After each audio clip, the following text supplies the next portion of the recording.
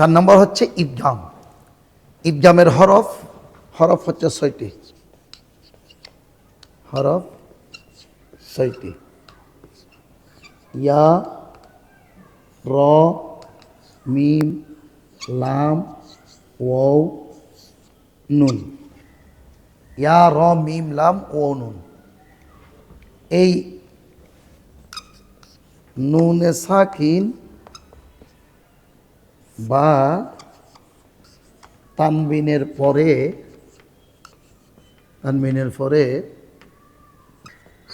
6 হরফের যে কোনো একটি হরফ আসলে,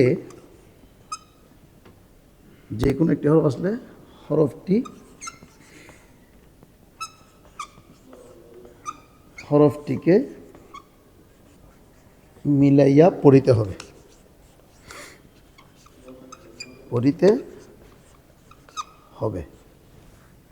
নুন সাকিন বা তানবিনের পরে 6 হরফের যে কোনো একটি হরফ আসলে হরফটিকে মিলাইয়া পড়িতে হবে।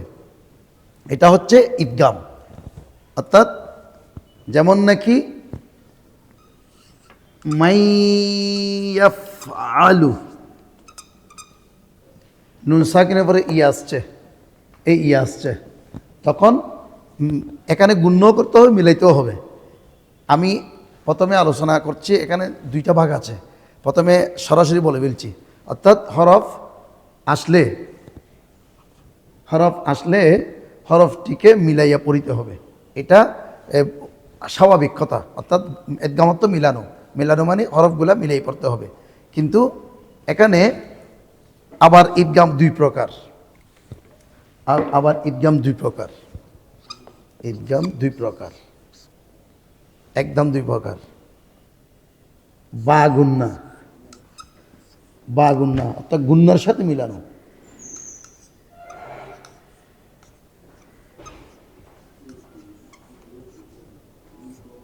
গুন্নার সাথে মিলাইয়া পড়া। আর বেলা গুন্না,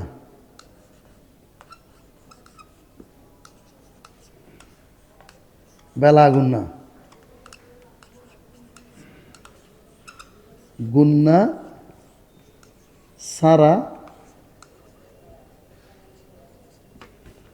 মিলাই পড়া। বা গুন্নার হরফ 4টি।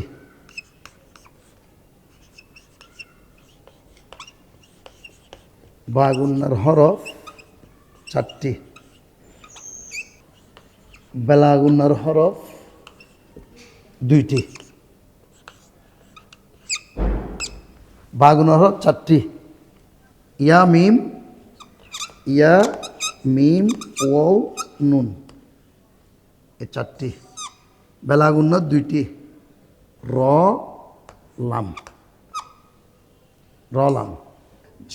দর্শক শ্রোতা, আজকে আমরা যে বিষয়ে আলোচনা করেছি এই বিষয়ে একটু আপনাদেরকে তেলাওয়াত করে শোনাবো। আপনারা সেখান থেকে একটু খেয়াল করে আপনারা আমার তেলাওয়াতগুলো থেকে এই কায়দাগুলো এগুলা কায়দা বলা হয়, অর্থাৎ গ্রামাটিক্যাল।